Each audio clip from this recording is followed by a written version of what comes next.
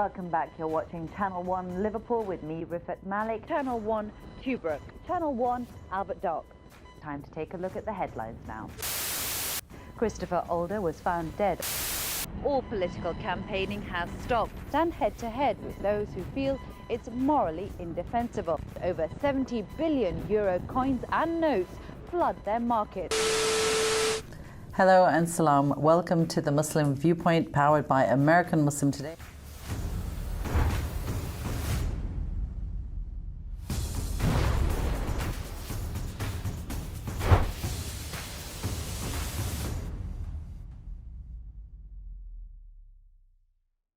Hello and welcome to Muslim Viewpoint, a new video podcast series powered by American Muslim Today.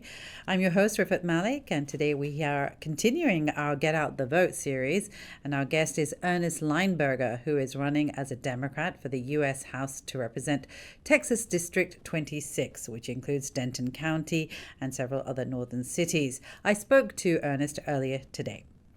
The damage that's caused by other mistakes people make is often insured. I don't see why having a weapon should not be insured. It seems like now that begs a lot of questions. How much should it be? If a gun takes a life, then how much is that? There's no price to put on those kind of things. But definitely, we just need to do a whole lot more than we're doing now. Even just one of the recent Uvalde issue here in Texas, and we just now had the 1 year of the Allen Mall outlet shooting. So there's so much, even very close to me here. But our current legislators and administrators, they say, well, it's a mental health thing. What have they done for mental health in the last year? What have they done to improve what we're doing for that? I don't think much. So there's a lot of loose lines that we need to start pulling on and tightening up what's going on around weapons security and our safety in our communities. Yeah, and you mentioned earlier, there are loopholes, and one of them is the gun show loophole. So what is your position on that? It should not be there. If you sell a weapon, it should require a background check. If you give a weapon to your grandson, he should have a background check, of some sort. Maybe, hey, he's 10 and it's a BB gun. I'm not sure who would figure out what all the rules behind it are, but I just think if it's required to have a background check in one instance, I don't see why it wouldn't be in the other. Like if you want to drive a car, like it's not different for owning and renting a car. Like you need to have insurance either way. You need to have a license either way. And I think it's the same for weapons. If you have one, and yeah, I was just going to say, it sounds like you, even though you say you're pro-gun, you do seem to also support common sense gun reform. Yes, actually, you said I'm pro-gun. It's probably in my website because I'm not against weapons. I know they're important for a lot of reasons. And if you have a ranch out in some wide open spaces and you're worried about wolves and coyotes and your own personal safety, and I think you probably do need weapons and maybe some more of the larger variety. But if you're just going let's say you're going to a local protest about whatever it might be, why would you take your AR-15 to such a thing? Mm-hmm. Yeah, exactly. Good question. Can I go on to a slightly different topic? Recently, we've all seen college students nationwide holding pro-Palestinian and pro-Israel demonstrations. Here in Texas, we had students who were arrested on the UT Dallas campus for attempting to set up an encampment. Now, someone who could be representing the district where, for instance, the University of North Texas falls, where students have also held protests, I wanted to know what was your position on deploying law enforcement, wielding riot gear onto what were essentially and are essentially peaceful protests. I have a lot of questions about what all happened there myself. I know in big picture what happened, but not specifics. Protests are very, very difficult. You get a lot of people and then somebody is going to ruin it. maybe it's somebody on your protest side or just somebody extra who comes out, maybe a counter protester, or maybe law enforcement. Now, don't get me wrong, I'm for law enforcement, but sometimes some people can get over excited about a situation. What happened in the Texas schools and the other schools, clearly there's lines that once somebody crosses, then law enforcement needs to step in. At Cambridge, when they took over the building and started smashing Columbia. windows and whatever.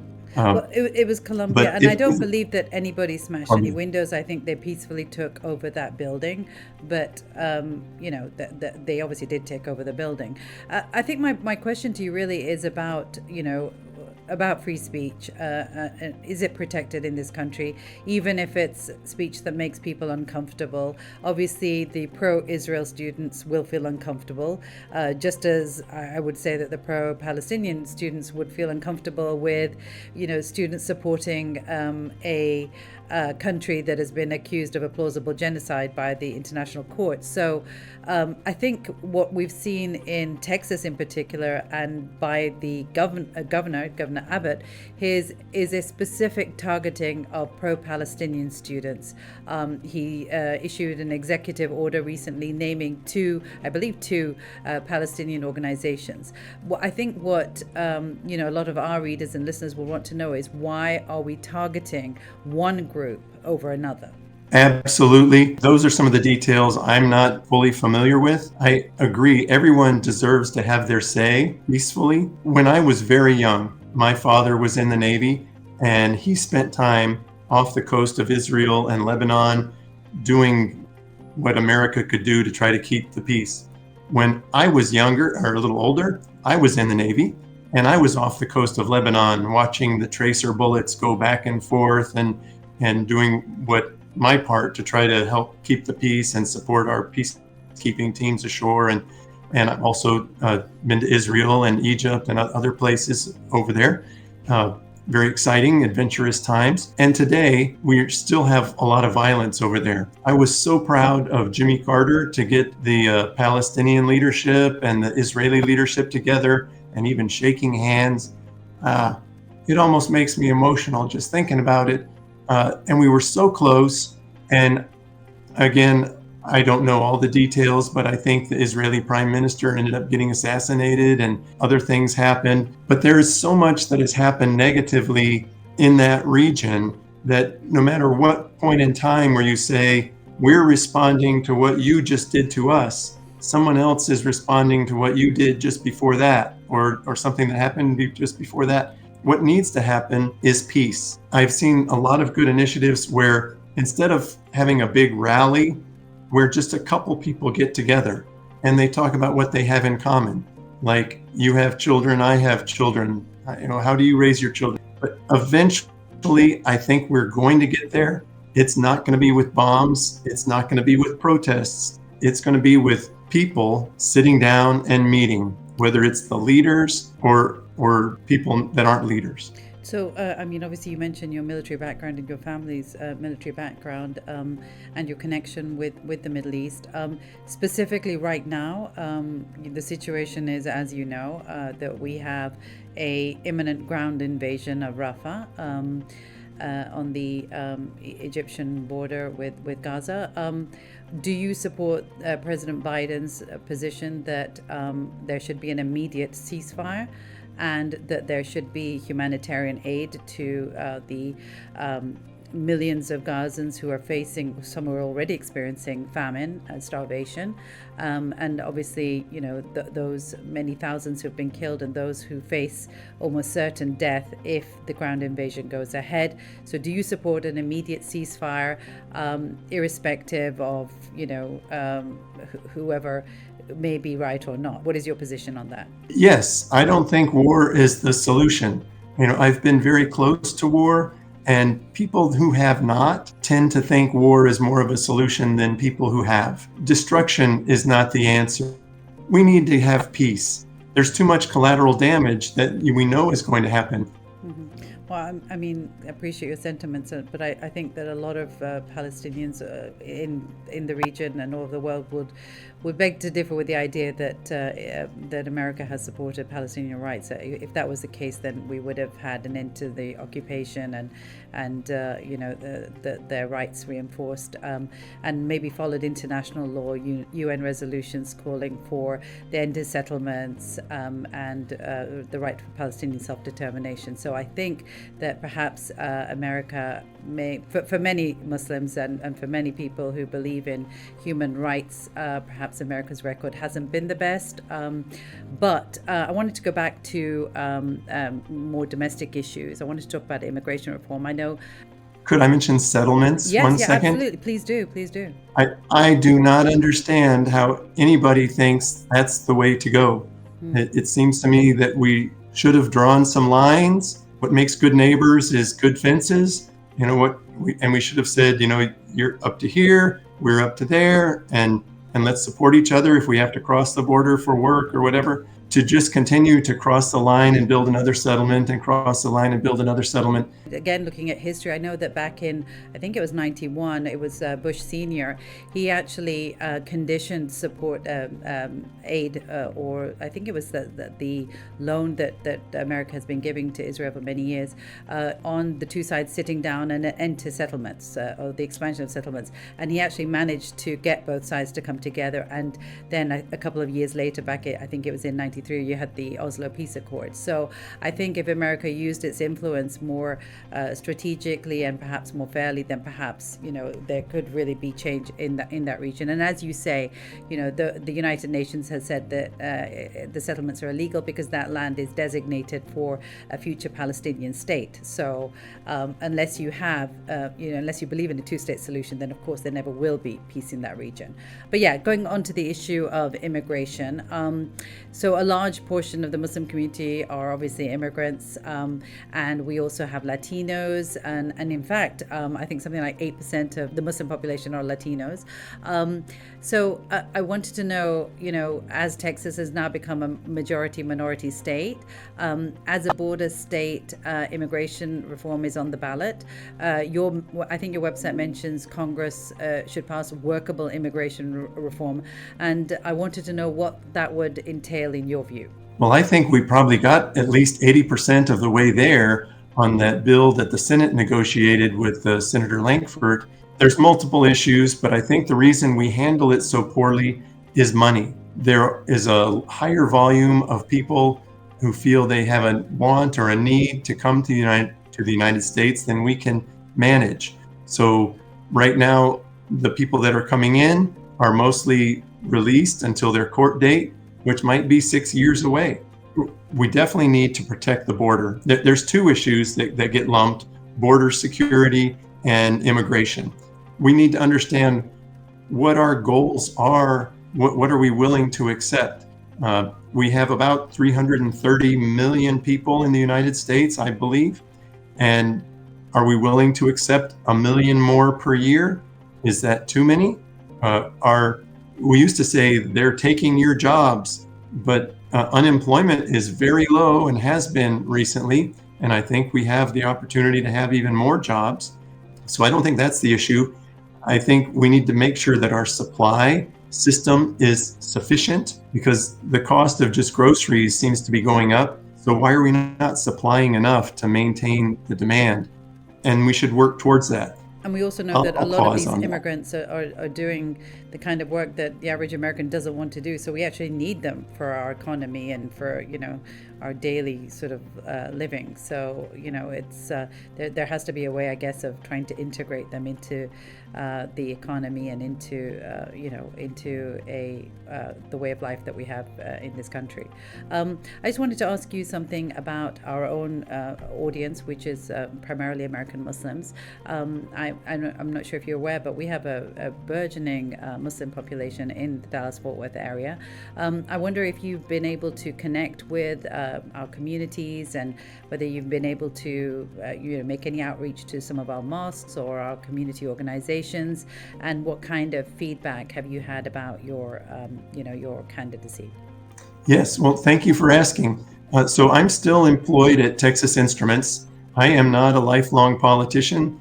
I'm a retired naval officer, and when I retired, I was lucky to get this job at Texas Instruments. I've been there for 28 years. They have a large diversity network, and one of the parts of the network is the Muslim Initiative. And I was able to participate in some events with them over those years, not all entirely recent. Just recently, I met a young man who invited me to a Ramadan iftar, and I took my wife and we went to their mosque, and we were very well received. They were very welcoming, and it turned out my wife was the school teacher for some of the children at the mosque, and so they knew her, and that was fun. Then just the other day, we were out doing what we call block walking, knocking on doors and letting people know, hey, I'm your neighbor and I'm running for Congress, and I'm what I consider the better choice. And there was a gentleman actually very close to my age who answered the door, and he belongs to a mosque just down the street, and he shared all kinds of ideas and thoughts, and happy to visit with him and talk with him. Just over the years, listening to my father's sermons, my faith developed, and it's very much love your neighbor, and we're all neighbors. And I don't care, how you worship or how what book you read as your holy book. I feel that God can be in all of those. He is powerful enough, and it's not up to me to say, oh no, you didn't enter through the door I entered through. You don't speak the language I speak, or whatever, and therefore you must have it wrong. I go more with the Stephen Covey thought of, even though I talk a lot, it's first try to understand, then to be understood. And so I don't know if I answered your question, You did. but You did. No, you did. I have had so you've had some interaction. interaction. You've had some interaction with the community. So Yes. my final question to you, Ernest, was basically you mentioned yourself that you consider yourself a better choice for the district, and I wondered what qualities or skills set do you think that you would bring compared to the current Representative Michael Burgess in what is, of course, a historically red area? Yes. To be honest, I thought Michael Burgess was going to continue to run for this office when I first started, but time-wise, I had not filed yet before he announced his retirement. When I was researching him a little bit, right in his biography that he posts on his website, he said he voted against the Affordable Care Act 50 times. So that's astounding to me as a doctor. You must understand the finances associated with your profession. So if we don't have good insurance and we need care, our only choice is to go to an emergency room. They have to care for us to some extent. It's maybe not as good as we might like or need, but they have to at least do something for you. And then the cost of that has to go somewhere. If you're on Medicaid, maybe the government can take care of that. But on Texas, we have not expanded Medicaid. So there's a lot of people that don't have Medicaid and don't qualify for the affordable care. They're in the middle. And all that cost just gets lost to the hospital. So they either charge the rest of us customers more, or anyway, it's a horrible decision not to improve the Affordable Care Act. Maybe it's not great. Maybe it has things it doesn't cover, but we need to expand it and improve it. So that's what I was where I was going, why I would be the better choice there. Also, right now, the Republican Party is split. When they have elections, they have to form a majority government, either by one party getting majority of the seats or forming a coalition with other parties. And the Republican Party is so split, they cannot even form a coalition amongst themselves. So since I am running as a Democrat, I'm a lifelong Democrat. Now that we've had the primary and my opponent is clear in the upcoming election, it's Brandon Gill. He's endorsed by Trump, and by his own words, he believes the 2020 election was stolen, because either way, I wouldn't vote for him if he's not clever enough to figure out it wasn't stolen, or if he was clever enough and he still chooses to tell everyone that it was stolen. He wants to also 100% abolish abortion. we need to make sure that women can choose their own reproductive health care and get the government out of the room. And so for all those reasons, I think I'm the much better choice for trying to make things happen. Just my own character, I've been sworn to uphold and defend the U.S. Constitution in my years as a naval officer, and I've done that against enemies, foreign and domestic. This campaign, to me, feels like doing that, protecting my country against a potential domestic enemy that would not serve our good purposes. I think I have the demeanor to be able to communicate and listen and compromise. I'm not a my way, all the way kind of thing. I'm like, we need to do more about controlling guns. What can we do? Where can we get more security for our neighbors? Okay, here's, maybe I'd like these 10 steps, but if I can take 3 of them, I'll take it. And things like that. Okay, thank you so much, Ernest. I really appreciate you taking the time out to speak to our audience, and we wish you luck in your campaign. Thank you so much.